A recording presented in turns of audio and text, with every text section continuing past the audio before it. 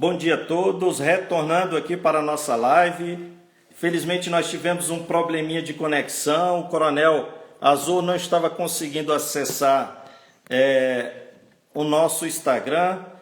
E agora a gente vai tentar mais uma vez uma conexão. Ingressamos, e aí eu aproveito para pedir desculpa aos nossos queridos seguidores. Ingressamos, tivemos que sair, depois ingressamos novamente, saímos, porque a gente não estava conseguindo contato com o nosso querido amigo Coronel Azor.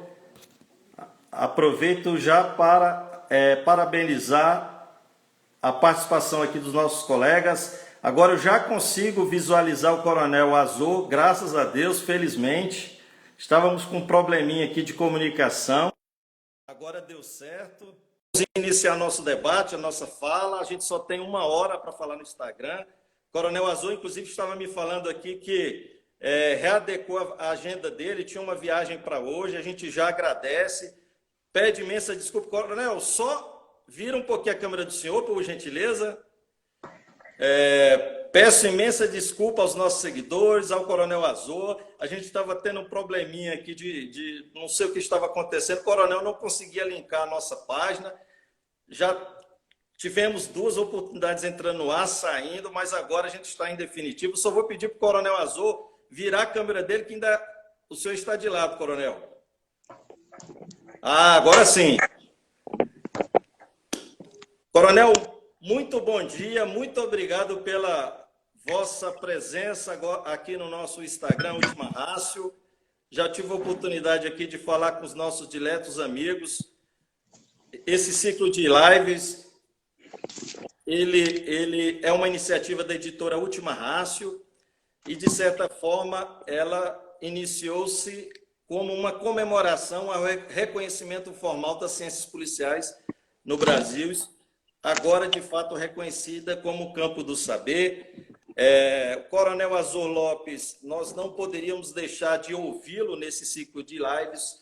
Coronel Azor é um profundo conhecedor e defensor da valorização das ciências policiais, da segurança pública e áreas correlatas, tanto que fundou com um grupo de amigos, colegas, o Instituto Brasileiro de Segurança Pública, inclusive fiz questão de deixar aqui no nosso vídeo, aqui atrás, o site. Já convido a todos para ingressar no site, os policiais que tiverem interesse também, e eu até peço desculpas, ainda não fiz a minha matrícula, a minha ficha de inscrição, Coronel, mas vou fazer, porque é importantíssima essa iniciativa do senhor. A gente tem um seleto grupo de pesquisadores, policiais, militares de diferentes estados brasileiros. Aqui do DF nós já temos vários colegas, como a Major Daniele, a Daniele Alcântara, que é doutora em Sociologia, já esteve aqui conosco falando sobre uma temática importantíssima. E, como eu estava falando, o Coronel Azor é da Polícia Militar do Estado de São Paulo, da Reserva Remunerada, é doutor em Sociologia e pós-doutor em Hermenêutica Jurídica, mestre em Direito Público, especialista em Direito e em Segurança Pública, graduado em Direito, né? Também por fundamento no artigo 83 da Lei de Diretrizes e Bases, né? Mestre e doutor em Ciências Policiais pelo Estado de São Paulo, pela nossa querida Academia do Barro Branco, que também tem desempenhado um papel importantíssimo nesse reconhecimento das ciências policiais no Brasil. É advogado, professor universitário, avaliador do MEC, é autor de meia centena de livros, né, como coautor, autor e coautor, e de inúmeros artigos voltados tanto à área do direito como à área das ciências policiais. Então, como eu não poderia, a gente não poderia deixar, Coronel, de contar com a vossa presença. Agradeço imensamente a vossa colaboração. Peço novamente desculpa pelo problema que nós tivemos aí na conexão. Atrasou um pouco o senhor. Fique muito à vontade. Afinal, todos nós estamos aqui para ouvi-lo. Muito obrigado, comandante. Bom, Luciano, eu, antes de mais nada, te agradeço ao doutor Luciano Loyola Silva pelo gentil convite. Vocês me ouvem bem? Coronel, ouvimos. Só o som está um pouquinho baixo, mas compreensível. Ok. Antes de mais nada, agradecê-lo mais uma vez, doutor Luciano, né? E também a editora Última Rácio, que patrocina esses eventos, e mais do que isso, patrocina ciência, né? Não só pela publicação, mas porque abre espaço para esses debates.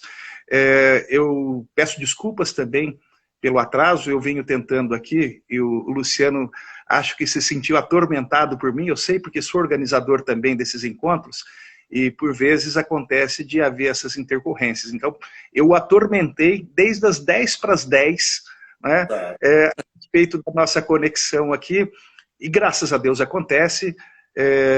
De fato, eu sairia de viagem hoje às 8 da manhã, mas eu não iria fazê-lo sem antes cumprir aquela agenda, e atendeu o gentil convite que foi feito pelo doutor Luciano há perto de 2 meses atrás, quando ele assistiu a uma das palestras que não fui eu quem a fez, mas fui eu quem a mediei pelo nosso Instituto Brasileiro de Segurança Pública. Peço sinceras e profundas desculpas ao Luciano por tê-lo atormentado, e peço também uma desculpa muito carinhosa e especial a cada um daqueles que nos assistem agora. Bom, Luciano, você já fez a minha apresentação e eu gostaria de ir direto ao assunto e, de antemão, me colocar à disposição, me penitenciando mais uma vez, para ficar o tempo necessário aqui. Eu sei que o Instagram ele disponibiliza, salvo engano, 60 minutos nessas lives, né? Eu não sei que hora que efetivamente a nossa começa, e também você vai me orientar. Peço gentilmente que me avise a hora que a gente estiver chegando perto, até para eu agradecer a todos. Mas eu já abordo inicialmente o tema que você me convidou para falar, que é exatamente essa figura do policial enquanto pacificador social, né? Eu acho que você foi extremamente feliz na eleição do nome, tá? E quem é da ciência sabe que quando você escolhe o título, você delimita o tema. E ao delimitar o tema, você ao mesmo tempo empresta de si aquela sua preocupação, e àqueles que gostam daquele determinado tema, um carinho todo especial e uma vocação científica, o interesse científico que foge à mera curiosidade de um simples bate-papo. Nem por isso, esses encontros devem ser pedantemente acadêmicos, penso eu. Pelo menos assim eu procuro conduzir os nossos no Instituto. Pode ser uma linguagem solta, pode ser um bate-papo legal, fica muito mais produtivo, fica mais interativo, mas a gente tem que pôr o pé nesses 2 pilares, né? Na ciência e também na desconexão, no bate-papo comunicativo, né? No falar comunicativo. Pois bem, por que eu disse que o policial, enquanto pacificador social, me parece que tenha sido uma eleição muito boa de tema? Porque isso é, na verdade, o grande papel de qualquer policial. E aí, sem qualquer corporativismo, longe, mas muito longe. Alguns poderiam até me ver como corporativista em relação às polícias militares. E seria legítimo isso.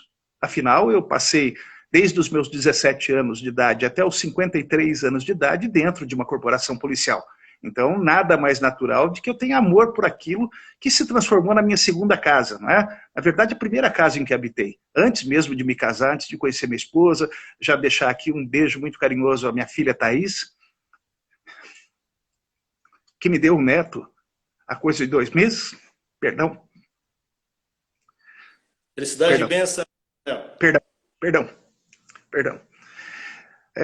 Chega de sentimentalismo. E vamos ao tema, né?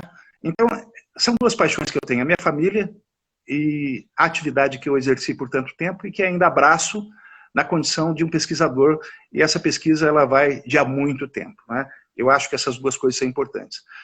Mas o que faz esse policial e o que fazem as instituições policiais, notadamente as policiais militares, serem tidas como pacificadoras sociais? Eu estou me fixando aqui nas polícias militares, insisto, não por corporativismo, mas por uma destinação constitucional muito clara. São exatamente as polícias militares as encarregadas constitucionalmente no Brasil todo de exercerem a tal preservação da ordem pública. Simples assim. E as colegas das polícias civis ficam alijadas desse contexto, desse sistema? Obviamente não. Obviamente não. Porque é mais do que sabido que a elas compete a apuração das infrações penais e a atividade de polícia judiciária. Mas tanto a apuração de infrações penais como a atividade de polícia judiciária me parecem serem atividades muito mais afetas a uma atividade meio do Estado como um todo, não no Estado membro, do Estado de São Paulo ou do Distrito Federal, mas do Estado enquanto poder, enquanto nação, porque o trabalho delas, polícias civis nos estados e Polícia Federal na União, é exatamente apurar um crime, portanto é um fato isolado, ainda que muitas vezes conexos, esses fatos, ou esse fato com associação criminosa, mas essa é uma outra questão, e ela desemboca a sua atividade, a sua produção, o seu produto, a investigação e os autos de inquérito policial ou de prisão em flagrante delito nas mãos do judiciário, que por sua vez no ciclo com o Ministério Público promove a ação penal e ao final o juspuniente. Pois bem, essa é uma atividade que na minha visão ela é importantíssima, imprescindível, por isso nós falamos de um sistema, por isso é só um recorte quando eu falo de policial pacificador social, porque é bem da verdade, na outra balança tão importante quanto esta, a da Polícia Judiciária, existe essa força de caráter nacional, ainda que seja estadual e distrital, mas ela tem uma feição nacional, encarregada de ter o contato cotidiano, direto, no momento em que atende ao chamado do 190. Então, esse policial, se ele se colocar como um agente militar na concepção daqueles que muito nos criticam, que nós somos preparados para a guerra, para o combate. Se esse policial investir esse modo de pensar, fatalmente desastres e desgraças acontecerão. Se a gente brincasse com números estatísticos, nós veríamos que mais de 60% dos nossos chamados não estão exclusivamente na área criminal. Se a gente fizesse após um recorte desses outros 40%, nitidamente criminais, nós veríamos que muitas vezes eles são para prestar um auxílio àquele que sofreu o crime e que, na verdade, precisa de paz. Então, o policial é, nessa visão, nesse recorte, sim, Luciano, doutor Luciano, me perdoe, um pacificador. Então, é ele que dá aquele primeiro alento, desde que ele seja bem capacitado e tenha vocação para isso. Porque se ele se transformar no agente militar que combate o inimigo, ele vai sair à caça e vai esquecer a vítima. Ele sai à caça do inimigo criminoso e perde de vistas a vítima, e deixa de prestar o trabalho de pacificação que lhe é próprio. Luciano, eu costumo, vou tentar fazer um apanhado do meu modo de pensar, daquilo que eu produzi, e vou fazer mais uma vez, eu adoro recortar, sou muito pragmático nas minhas colocações. Tento ser objetivo, ainda que o tema seja muito complexo, mas o pragmatismo é exatamente nesses recortes. Então, eu costumo dividir a ação dessa tal polícia pacificadora, ou desse Estado, desse órgão estatal pacificador, em dois blocos. Tá? Num primeiro momento, ou num primeiro desses blocos, eles devem se unir, devem se amalgamar. Mas eu penso que o Estado enquanto proteção, o Estado enquanto protetor, e as polícias militares enquanto isso, elas devem ter o pé em dois espaços, em dois fundamentos básicos. Um primeiro, que eu acho que é inevitável a ação de Estado. Então eu, enquanto Estado, eu, enquanto profissional teoricamente treinado, habilitado, capacitado, eu, enquanto funcionário de uma empresa que produz alguma coisa, e esse alguma coisa é proteção social, portanto é segurança pública, eu não posso ficar me perdendo, e me perdoem aqueles que pensam o contrário, me perdoem mesmo, é só o meu modo de pensar, eu não posso ficar me perdendo em prolegômenos e dizer que eu ofereço como produto sensação de segurança. Tá? E eu digo isso de uma maneira muito clara. Há pessoas que são absolutamente neuróticas, e mesmo no condomínio fechado e murado com 4 metros de altura, como é o caso de onde eu moro, elas ainda contratam seguro residencial. Contra furtos e alguns, pasmem, até seguro contra sequestro. Eu tenho vizinhos meus aqui que fazem isso.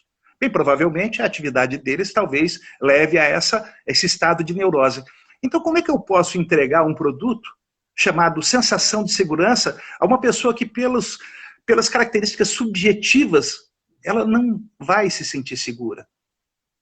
Simples assim. Então, eu não posso ficar nesse jogo de palavras, nesse ensaio retórico de dizer, olha, eu ofereço sensação de segurança. Não, eu acho que enquanto Estado, naquele primeiro recorte que eu faço, enquanto Estado eu tenho que vender, não sensação de segurança, mas segurança real. E aí a polícia tem que ser eficiente, simples, ela tem que ser eficiente. Ela tem que agir da pronta resposta. E aí, para que ela faça esse trabalho bem feito, na minha modesta visão, e para que o produto seja ao final aferido pela sociedade destinatária e consumidora disso, que é um produto que deve ser marcado pela eficiência. Eficiência não é só um verbete da ciência da administração, não. Eficiência não é só uma questão de qualidade total. Não, absolutamente não. Eficiência não é só uma questão de gestão de pessoas ou de processos. Eficiência é mais do que isso. Eficiência é um princípio constitucional esculpido, colocado deliberadamente na cabeça do artigo 37 da Constituição da República. E está lá como princípio porque deve ser observado. Deixa de ser simplesmente um sonho, uma candilena, passa a ser efetivamente um algo que deve ser oferecido. Claro que é pragmático, mas ao mesmo tempo também programático, porque a busca da eficiência implica a melhoria constante, essa eterna busca da excelência. É o sempre saber que nada é tão bom que não possa ser aprimorado. Básico também. Então eu faço com isso uma junção daquilo que nós conhecemos no campo do direito, mas também daquilo que nós conhecemos no campo da vida, e da vida moderna das empresas modernas, que pensam em boas práticas, que pensam em melhoria contínua.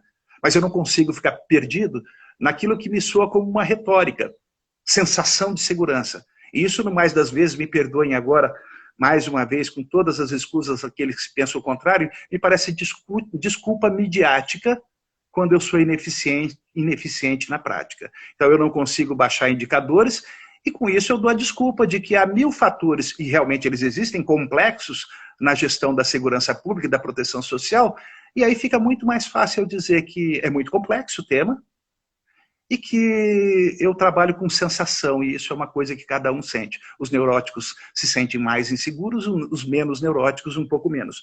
E o fato é, os indicadores criminais, sem querer ser um metrificador estatístico, os indicadores criminais, eles sugerem algo. Eles sugerem um aumento ou uma diminuição da real situação e quadro e cenário de segurança ou de insegurança social que se vive. Como é que eu opero, então, isso nesse primeiro bloco? Eu acho que tem 3 pilares dentro desse bloco. Tá? Se eu fosse pensar num conjunto de prédios, esse primeiro dos 2 blocos, ele é sustentado, para mim, por 3 pilares. Simples assim. Como esse suporte que, ao tentar colocar aqui no Instagram, eu acabei por quebrar, agora virando a câmera, naquele ensaio midiático que eu fiz no início, quando imaginei pela tela que vi aqui que eu estivesse na posição correta. Então, quais são os 3 pilares? 1, 2 e 3. Na minha cabeça, o primeiro é ação de inteligência. É fácil falar de inteligência policial porque também é um tema recorrente, todo mundo faz uma live, uma palestra, um seminário, até cursos, até programas de pós-graduação em estrito senso nessa área. Mas eu vou reduzir aqui a uma questão muito prática no campo dessa polícia, que é a polícia de preservação da ordem pública. É passado o tempo de nós trabalharmos com paradigmas, perdoem a palavra pesada, estúpidos. Paradigmas são coisas importantes, mas quando ele é estúpido, ele deixa de ser só paradigma, ele passa a ser um paradigma estúpido. Policial militar tem que andar só fardado, portanto, se eu colocar um agente policial militar numa grande praça da Sé, de São Paulo, do estado de São Paulo, para poder ficar olhando, observando, analisando a situação, e quietinho com mecanismos hoje de comunicação interpessoal, acionar, ó, tem um sujeito ali, de blusa amarela, que ele já furtou 2 celulares das pessoas que passam. Ó, tem um outro ali de camisa preta que está furtando correntinhas das senhoras que passam para rezar a missa. Isso é errado? E eu pergunto sobre o ponto de vista jurídico, porque alguns, menos entendidos ou maliciosos, vão dizer que isso é atividade de investigação. Meu Deus, absolutamente não. A investigação é o pós-crime, é quando o crime já aconteceu e que você procura fazer, às vezes, de trazer elementos de autoria e materialidade para mandar para o judiciário. E isso é atribuição das polícias civis e Polícia Federal. Simples assim. O chamado por alguns de policiamento velado, aqui em São Paulo esse nome surgiu lá nos anos 90, mas graças a esse paradigma estúpido, alguns diziam, não, isso é atividade da Polícia Civil. Se a gente chegar a esse consenso dentro da ideia de sistema, então que faça a Polícia Civil isso. O que não pode acontecer é um sujeito aparecer com uma farda verde, amarela, cor-de-rosa, multicores, com um giroflex na cabeça, rodando na Praça da Sé, de tal sorte que o sujeito que é ladrão, ele muda para outra margem. E eu não sei, aqueles dos nossos assistentes aqui, do nosso público que conhecem a Praça da Sé, sabem que para fazer o contorno no quadrilátero, graças ao trânsito e à diagramação das ruas, você vai levar pelo menos uns 20 minutos. Então, quem é mais inteligente? É o bandido ou é o policial fardado? E pior, quem é mais inteligente? É o bandido ou é o comandante que mandou fazer isso porque ele tem medo de colocar o policial à paisana? Então, para mim, inteligência não é só a conexão de informações de ordem de segurança pública ou pacificação social, construindo um modo de agir policial para proteger e evitar crime. Para mim, é também agir de forma velada. Segundo, também rompendo ou tentando sugerir a ruptura com o paradigma. A polícia militar é preventiva. O que não faltam são imbecis a falarem isso. Mas isso é só imbecil porque vive na obviedade. É claro que alguém que anda com roupa caracterizada, com viaturas caracterizadas, com luzinhas brilhando para todo lado, é óbvio que, sendo ostensivo, gera uma reação preventiva, é óbvio. É de se esperar que aquele mesmo larápio não pratique um furto na cara de uma viatura que está parada a meio metro dele. É de se esperar, porque senão ele é imbecil, ele vai ser declarado insano, ele é inimputável, simples. Mas, quando a gente pensa de uma repressão qualificada, a gente vai exatamente ao encontro daquela doutrina. Eu gosto sempre de saudar, porque foi meu orientador do mestrado, no doutorado, era meu amigo pessoal, e uma pessoa de maior grandeza, conhecida no Brasil todo, no meio jurídico e no meio policial, que é o desembargador, saudoso desembargador Álvaro Lazzarini. Orgulhosamente, sempre me dizia tenente da Força Pública do Estado de São Paulo. E foi dele que nós aprendemos ou ouvimos a repetição daquilo que ele buscou em doutrina balizada mais antiga, que o precedeu, para dizer que quando você preserva a ordem pública, naturalmente ocorrem rupturas. E daí nos cabe, exatamente dentro da nossa missão constitucional, o restabelecimento rápido e pronto da ordem. Então, vejam, se naqueles dois blocos eu dizia que é preciso que nós tenhamos eficiência, é preciso que eu dê pronta resposta. É inadmissível no Brasil todo, malgrado razões, às vezes até justificáveis,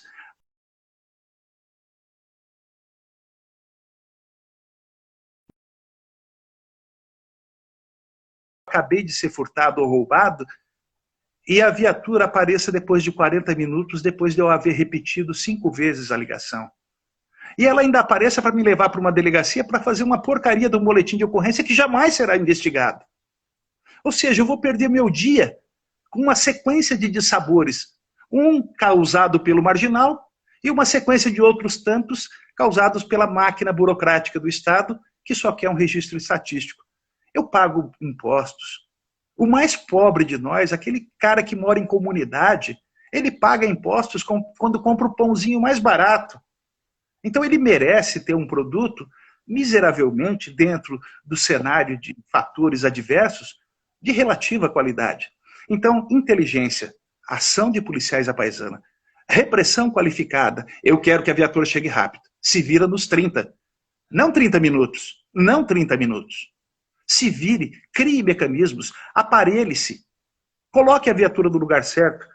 E por fim, ainda nessa coluna da ação estatal, é passado o momento, e isso por si só já mereceria uma fala própria, de, assim como o Distrito Federal começa recentemente, a duras penas, graças a certamente muitos baluartes que aí tem, mas eu me permito usar o nome de um só, que eu soube que teve uma atuação bastante incisiva. Coronel Nunes, ex-comandante-geral da Polícia do Distrito Federal. Sei que ele foi um dos lutadores pela implantação do registro de termos circunstanciados de ocorrência nas infrações de menor potencial ofensivo por policiais militares. Sei que ele teve um papel muito ativo, e esse papel não começa quando ele é comandante-geral, começa muito antes. Começa muito antes. E eu não estou fazendo isso para render homenagem a ele, eu estou dizendo isso porque é preciso que haja outros Nunes.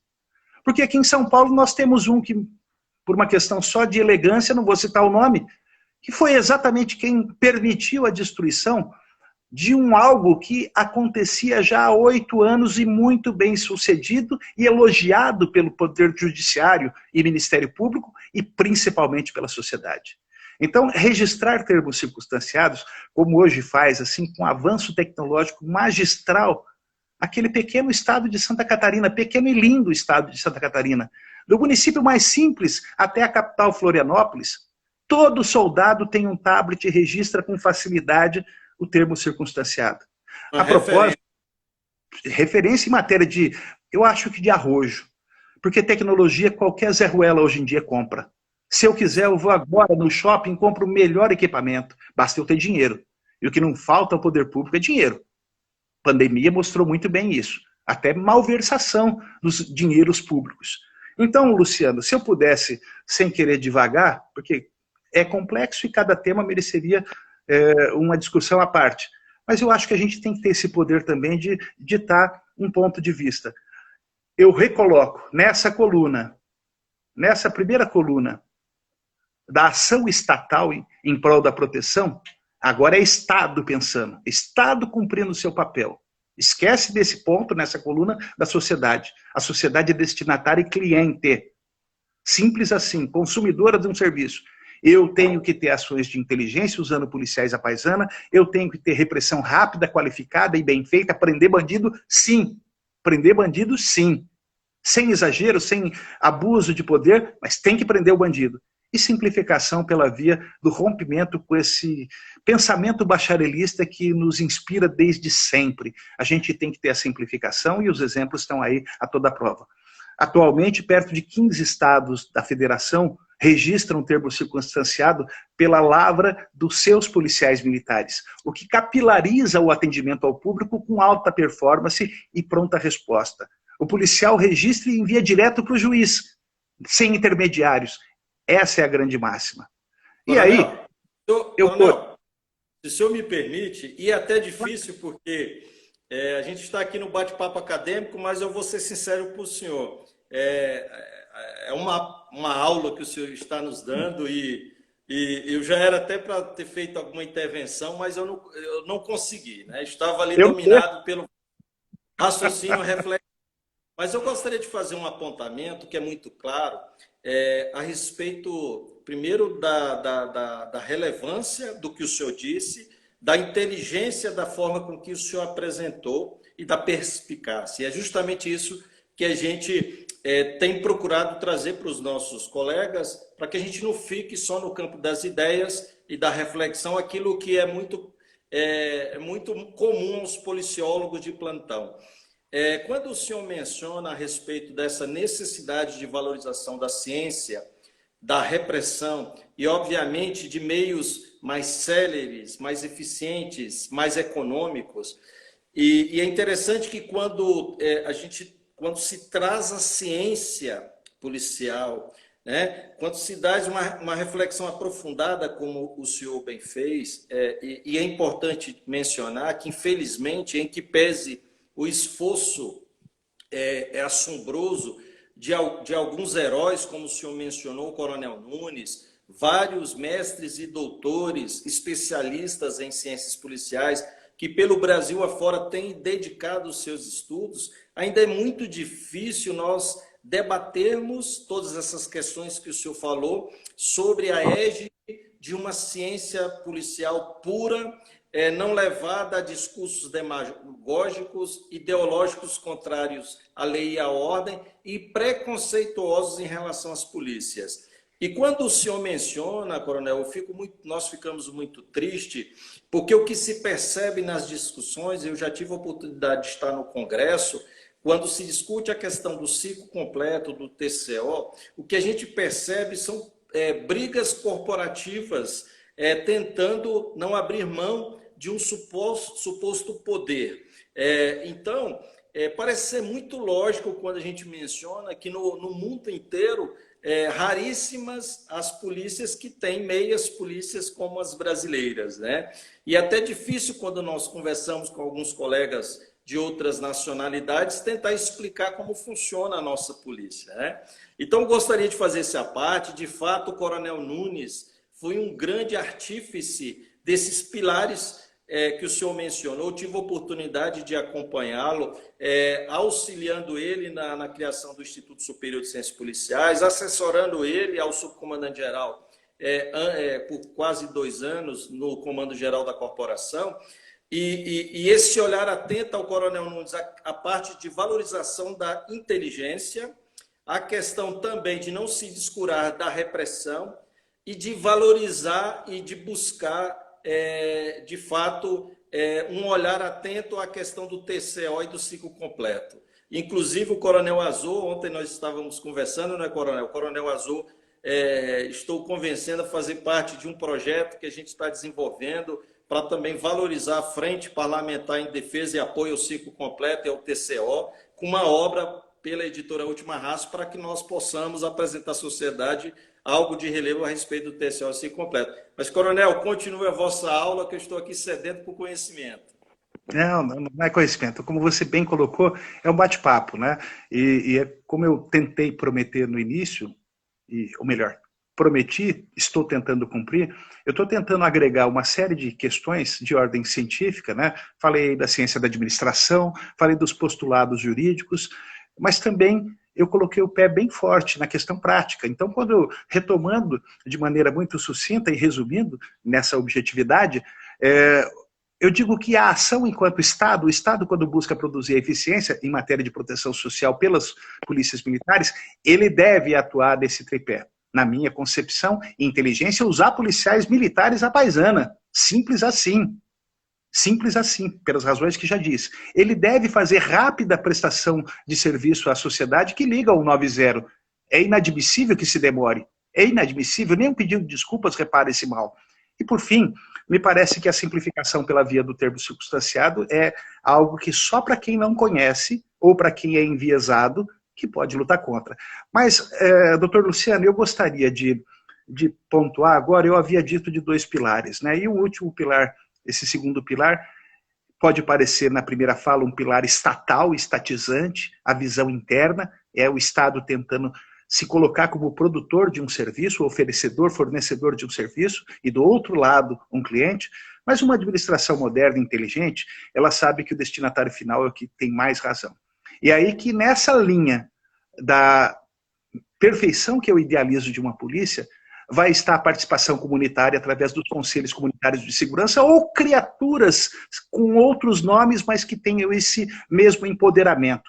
É preciso, e eu falo porque vivi isso, é preciso que o capitão, comandante daquela pequena unidade de polícia, que ele sente-se com a sociedade e veja e tenha dela o feedback. Olha, o que está faltando? A sociedade vê coisas que a gente não vê, e vê por óticas e por lentes que às vezes a gente não percebe. Às vezes ela se sente intimidada, acuada, notadamente nos tempos modernos, onde verdadeiras associações criminosas fazem dela refém. Então é preciso ter, não aquela função de X9 ou cagueta, não, absolutamente não, mas sentar, olha, é isso que a gente precisa de vocês. E aí você tocou, Luciano, numa questão que me parece muito cara, que mereceria também uma abordagem à parte, mas dá para simplificar. Ideologia. Ciência e ideologia são 2 coisas que, ao meu modo de ver, devem permanecer distintas. A ideologia tem que ser reconhecida como natural, ela tem o seu papel sociológico importantíssimo, porque ela nos agrega enquanto pensadores com aqueles que semelhantemente pensam nos mesmos termos que nós. É natural. E a ideologia também pode criar arenas públicas, permitindo que diversos grupos ideológicos, num diálogo, não na beligerância, não na estupidez, não no preconceito, mas é possível, não é sonhar acordado, é possível, e às vezes acontece, é possível, mas só acontece quando as pessoas são inteligentes, porque nada pior do que um ideólogo preconceituoso, nada pior que um ideólogo beligerante. E eu diria nada melhor do que um ideólogo. Dessa banda ou daquela banda, do centro, do meio ou um pouquinho aquém além dos extremos. Nada melhor do que um desses, enquanto ser inteligente, pacífico e que dialoga. É difícil encontrar essa pessoa. Porque às vezes as pessoas se entrincheiram como se fossem palmeirenses versus corintianos, flamenguistas versus fluminenses. E isso talvez seja válido na arena de guerra do esporte. Mas isso é estúpido. E veja que até mesmo o esporte, que é tão lindo, ele acaba se transformando pela imbecilidade de pessoas, em guerras também físicas. Então, encontrar com a sociedade é mais do que necessário. Ela é a destinatária final, mas é preciso tomar muito cuidado e saber separar ideólogos imbecis de ideólogos dialógicos, básico. E aí eu fecho com um segundo ponto, e eu estou sendo prático também, é sentar mesmo, pôr a bunda na cadeira, me perdoem a expressão, pôr a bunda na cadeira e sentar do outro lado da mesa com o cara que é líder comunitário, seja de um bairro pobre, seja de uma comunidade mais abastada financeiramente, todos eles têm alguma coisa a pedir e também, às vezes, a oferecer, que não significa subsidiar de meios materiais ou financeiros a polícia. Polícia comunitária muitas vezes passou a ser, em muitos estados que eu visitei, e aqui no meu estado de São Paulo também, e eu ouvi isso da boca de alguns comandantes, a sociedade tem que contribuir, tem que comprar o celular para o policial. Meu Deus, que absurdo de maior grandeza. A sociedade paga muito imposto, meu Deus. Daqui a pouco vem mais uma CPMF aí na vida, ainda vou comprar celular para o sujeito fazer o quê? Ficar no WhatsApp, esquecendo do policiamento, e ainda a minha custa? Não, não. Mas eu acho que tem, além dessa questão prática de sentar ao lado desse líder comunitário, uma coisa que eu sugiro depois a você, Luciano. Nós temos uma experiência, eu gosto de falar dela porque ela é prática. Nós implantamos aqui na macro-região do meu estado, que à época na ativa eu comandava, 103 núcleos de mediação comunitária, que foram um absoluto sucesso real. Não é brincadeira, é real, é real. Se me permita-me, coronel, não poderia deixar passar batido, inclusive citei, esses núcleos são citados na minha tese de doutorado na Universidade de Coimbra, e eu fico muito contente e realizo um sonho também de conhecer o senhor, não pessoalmente, né? Porque, de fato, o senhor foi uma referência para mim há alguns anos atrás, porque um dos grandes exemplos que a gente pode citar de mediação policial, até porque a minha tese foi sobre o emprego das forças policiais como instância mediadora de conflitos. Defendi essa tese há 2 anos atrás. E o senhor foi, esse exemplo que o senhor está dando aí, e eu conheço porque estudei e cito na minha tese, que é algo magnífico, né? E que é uma grande referência que nós temos sobre o emprego de mediação policial no Brasil. Fique à vontade, Canel, para continuar. Desculpa, perdão. Você me brinda pelo fruto que eu vejo germinar a partir de uma ideia que, obviamente, não é minha. Obviamente. Eu brincava muito com os meus comandantes, eu dizia que papagaio fala. E há alguns macacos que, bem treinados, eles conseguem até avançar intelectualmente. E eu digo que alguns humanos conseguem até avançar nos estudos. Mas entre o discurso e a prática, às vezes, há necessidade de um arrojo. Então, é preciso estudo. Você bem lembrou, é importantíssimo que o MEC, ao final do ano, pelo Conselho Nacional de Educação, tenha reconhecido as ciências policiais como uma área de criação científica. É importantíssimo, relevantíssimo que neste ano de 2020, no início, o Ministério da Educação tenha homologado esse parecer, então cala-se a boca de qualquer um que nos assemelhe a técnicos ou mecânicos operadores. Com todo respeito, nós produzimos mais do que simplesmente seguir rotinas e padrões ou procedimentos ditados por um manual, mais do que isso. Nós avaliamos esses manuais, nós criamos modo de pensar, nós interagimos com aquele que é destinatário da ciência, que é o ser humano. Ciência é diferente de ideologia. Eu dizia, é importante que a ideologia exista porque ela nos faz humanos, senão seríamos robôs. Nada melhor para um cientista tratar com uma comunidade de robôs. Às vezes alguns se trancam em laboratórios cercados de parafernália de computadores, porque eles são muito mais eficientes do que um ser humano. Um filho de um amigo meu está terminando engenharia eletrônica na Universidade Federal de Minas e me pediu alguns conselhos nesse final de semana, por coincidência, para terminar o seu trabalho, a sua pesquisa. Ele me falou lá que ele tem um computador que ele faz os tais cálculos complicadíssimos, né, na área de eletrônica, em 2 horas. Em 2 horas. Só aquele computador e um outro aqui da Universidade Federal de São Carlos, que tem o software que faz em 2 horas. Porque se fosse fazer um computador normal, levaria 7 dias. E se fosse fazer à mão, imaginem. Então dá para entender por que o cientista talvez se apaixone tanto pelos recursos tecnológicos. Eles aprimoram e facilitam o trabalho. Tá aí a pandemia.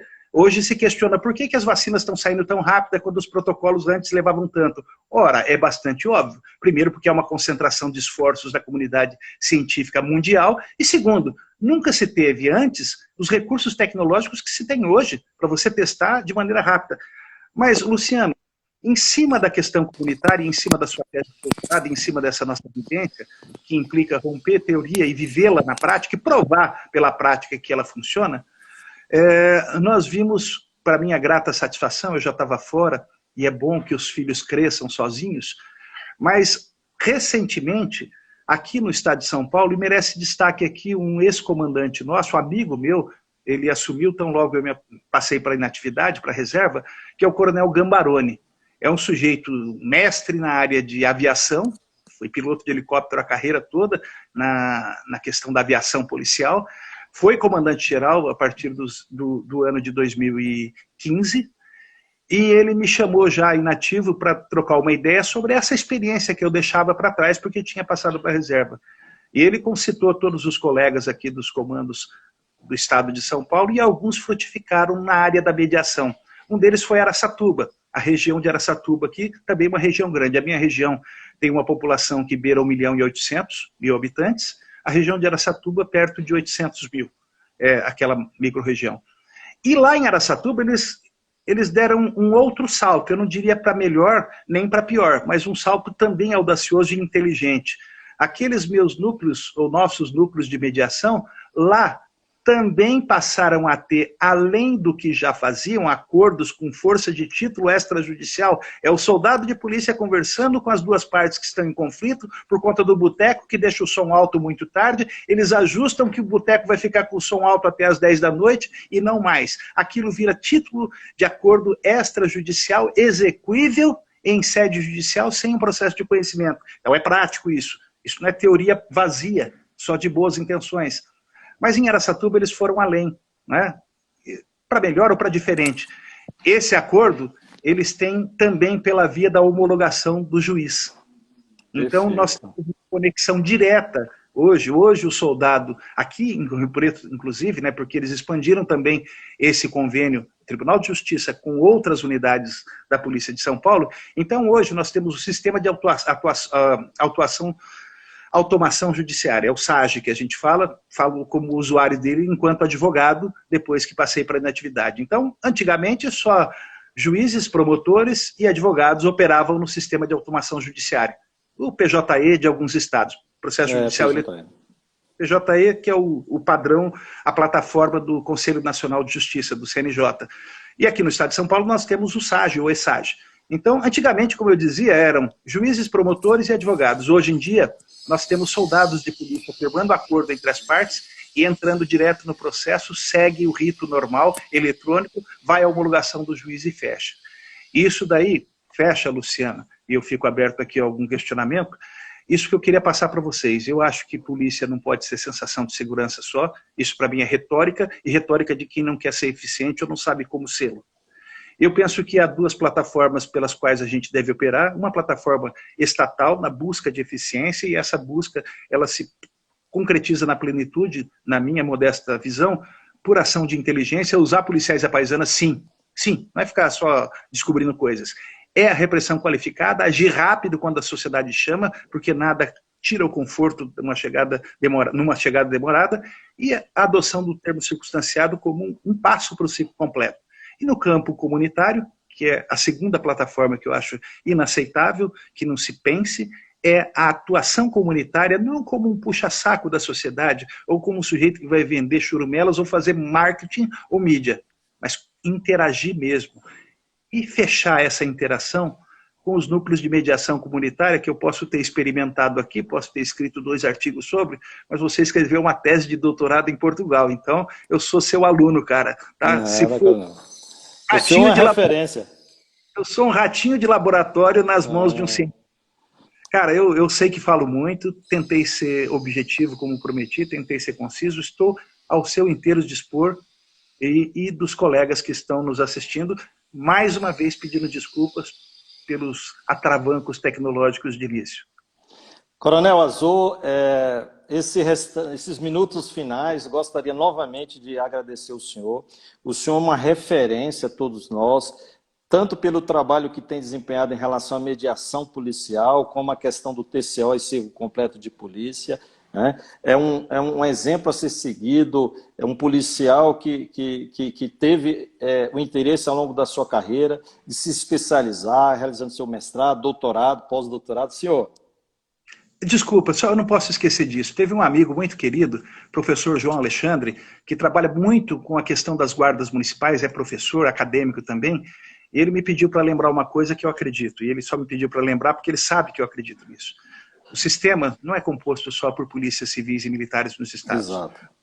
Eu mencionei aqui a Polícia Federal, é de se lembrar também a Polícia Rodoviária Federal, que há muito registra termos circunstanciados no Brasil todo, a Polícia Rodoviária Federal, e acho que a gente tem que perceber, enquanto sistema, a importância das guardas municipais.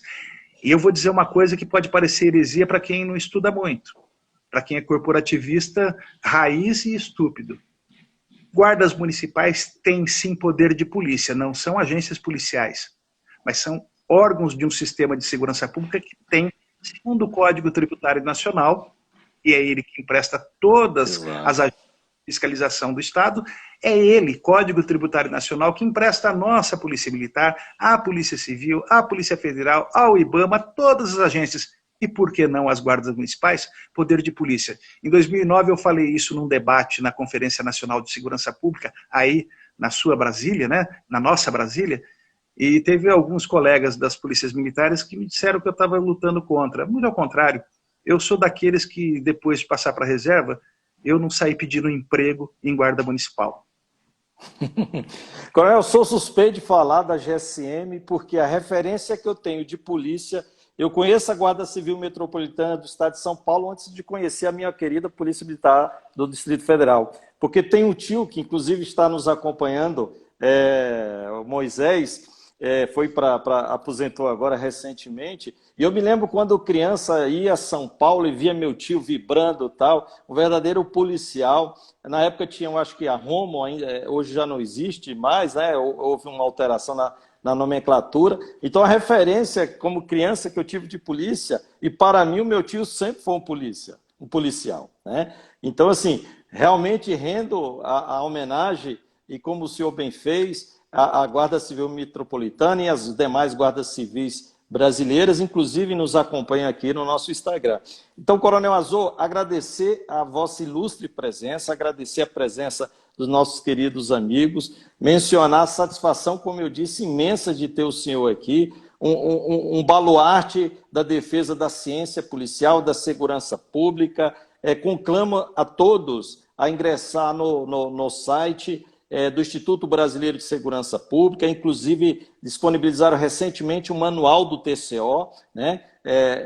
Uma importante iniciativa do Instituto Brasileiro, que de certa forma vem, de fato, desempenhar esse papel importantíssimo na defesa da ciência policial. Coronel Azor, o último minuto restante para que o senhor possa se despedir dos nossos queridos seguidores. Um forte abraço e gratidão.